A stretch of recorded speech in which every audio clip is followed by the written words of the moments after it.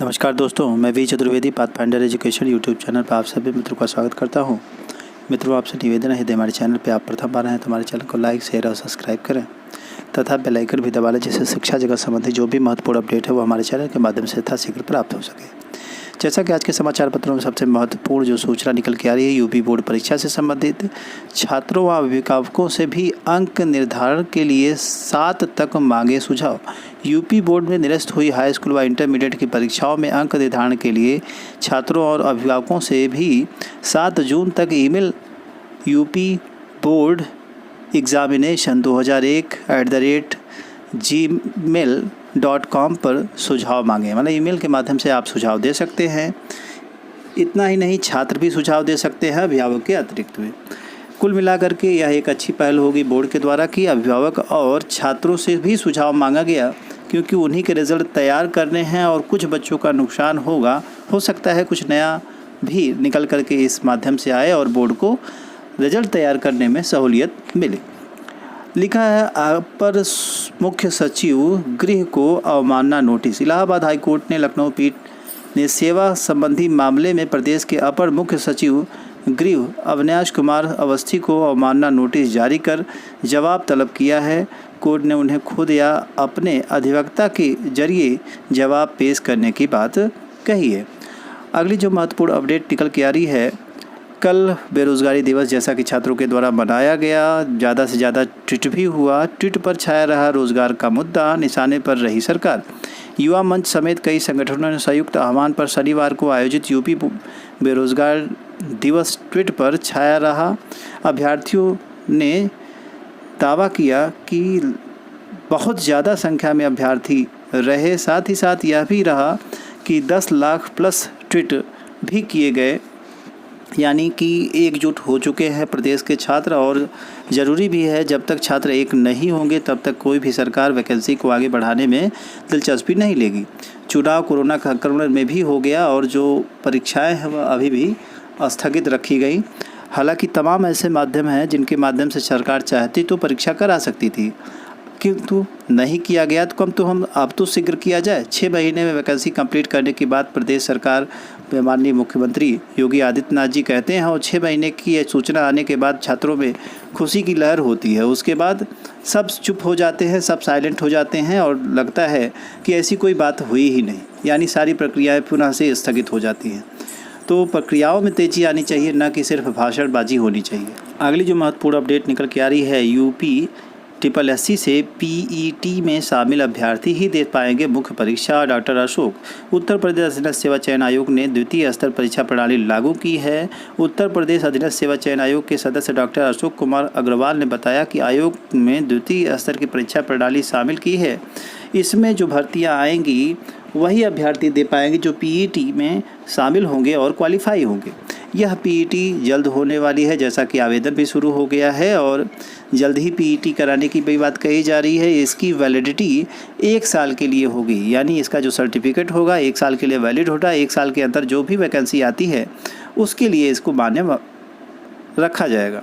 हालांकि यह स्पष्ट कर दें कि जो पीईटी है उसका छात्र विरोध भी कर रहे हैं। लिखा है, सितंबर में हो सकती है प्रारंभिक अर्हता परीक्षा। यूपी SSSC आवेदन के साथ परीक्षा एजेंसी का चयन प्रक्रिया भी तेज कर दिया है। यूपी SSSC में थोड़ा सा कार्य को लेकर के शीघ्रता दिखानी शुरू हो गई है। अभी जल्दी एक रिज़ल्ट भी आया था, आप सभी जानते भी हैं। और साथ ही साथ अब जो है पेड पर इनका पूरा फोकस है। सितंबर में हो सकती है प्रारंभिक परीक्षा, ऐसा समाचार पत्रों में दिया भी है। जिसके लिए जो अर्हता है वह आप सभी जानते हैं, पेड का फॉर्म निकल चुका है, आप भर भी रहे हैं। सबसे जो महत्वपूर्ण इसमें आ रहा है कि इसमें परीक्षा एजेंसी इस बार अलग अलग चुनी जाएंगी, जिससे कि जो धांधली की प्रक्रिया है उस पर नकेल लग सके। अब कहां तक यह व्यवस्था सफल होगी इसको देखना है। लिखा है, अधीनस्थ सेवा चयन आयोग यूपी SSSC प्रारंभिक अर्हता पीईटी के लिए आवेदन ले रहा है। सब कुछ अगर योजनाबद्ध तरीके से रहा तो अगस्त या सितंबर में लिखित परीक्षा हो सकती है। द्विस्तरीय परीक्षा प्रणाली में टीईटी के लिए आवेदन लेने की कार्यवाही 21 जून को पूरी हो जाएगी। आयोग आवेदन के साथ साथ परीक्षा एजेंसियों के चयन की कार्यवाही भी कर रहा है। प्रयास है कि आवेदन व एजेंसी चयन का जो काम है एक साथ पूरा हो, ऐसा आयोग करना चाह रहा है। आगे दिया है, अब तक आयोग एक एजेंसी से सारा कुछ कराता था, जबकि केंद्रीय परीक्षा व्यवस्था में कई तरह की खामियां सामने आने के बाद आयोग ने अलग अलग काम के लिए अलग अलग परीक्षा एजेंसी का चुनाव करने का फैसला लिया है। छात्रों के लिए यह बहुत ही महत्वपूर्ण फैसला होगा। अगर अलग अलग एजेंसियां करती हैं तो धांधली से बचा जा सकता है। हालांकि यह व्यवस्था कितनी कारगर होगी भविष्य में ही स्पष्ट हो सकता है। अगली महत्वपूर्ण अपडेट निकल के आ रही है, अलग अलग काम के लिए अलग अलग एजेंसियां, जैसा कि मैंने बताया भी अभी, अलग अलग जो काम होंगे आयोग की UPSSC के लिए, उसके लिए एजेंसियां भी अलग अलग चुनी जाएंगी।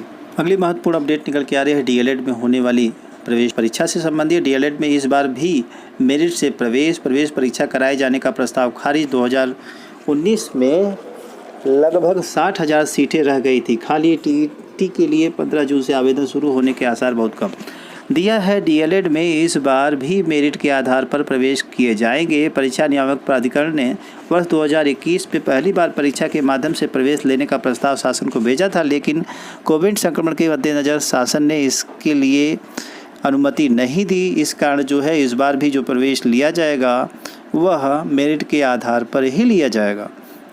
वहीं दे रखा है TET का जो आवेदन है 15 जून से होने की संभावना जताई गई थी, किंतु जैसी प्रक्रिया चल रही है उससे यह लग रहा है कि यह आवेदन अभी नहीं लिया जा पाएगा। आगे दिया है DLED से ही संबंधित, वर्ष 2021 में पहली बार परीक्षा के माध्यम से प्रवेश लेने का प्रस्ताव शासन को भेजा गया था, लेकिन कोविड संक्रमण के मद्देनज़र शासन ने इसके लिए राजीनामा नहीं दिया, यानी कि अनुमति नहीं दी। अब नए सिरे से मेरिट के आधार पर प्रवेश लेकर प्रस्ताव भेजा जाएगा। प्रदेश में 67 जिले शिक्षण प्रशिक्षण संस्थान हैं और जिसमें DLED की लगभग 10,600 सीटें हैं। वहीं निजी कॉलेजों की संख्या 3103 है और इसमें DLED की जो संख्या है, DLED की जो पदों की संख्या है लगभग 2 लाख 2.5 लाख के करीब है। दूसरा मुद्दा जो TET के लिए है, 15 जून से आवेदन शुरू होने हैं, लेकिन जैसी तैयारी चल रही है उसको लेकर के आज के समाचार पत्रों में सूचना छपी है कि इसमें देरी हो सकती है। लिखा है, शिक्षक पात्रता परीक्षा यानी TET के लिए आवेदन की प्रक्रिया 15 जून से शुरू होनी है। तैयारी भी चल रही है और इसके लिए परीक्षा नियामक प्राधिकरण की ओर से शासन को प्रस्ताव भी भेजा जा चुका है, लेकिन मौजूदा परिस्थितियों में 15 जून से आवेदन की प्रक्रिया शुरू होने के आसार कम हैं। प्रस्ताव को अब तक शासन की मंजूरी नहीं मिली है। कई बार प्रस्ताव भेजे जा चुके हैं और हर बार प्रस्ताव निरस्त हो जाता है और या फिर अनुमति नहीं मिलती है। UP-TET लटका हुआ है। सरकार भी जानती है कि UP-TET के साथ कहीं ना कहीं वैकेंसी भी देनी पड़ेगी, इस कारण और ढीला ढाली हो रही है। अगली महत्वपूर्ण अपडेट निकल के आ रही है, UP-TET का प्रमाण पत्र आजीवन मान्य होने पर 21 लाख लोगों को होगा लाभ।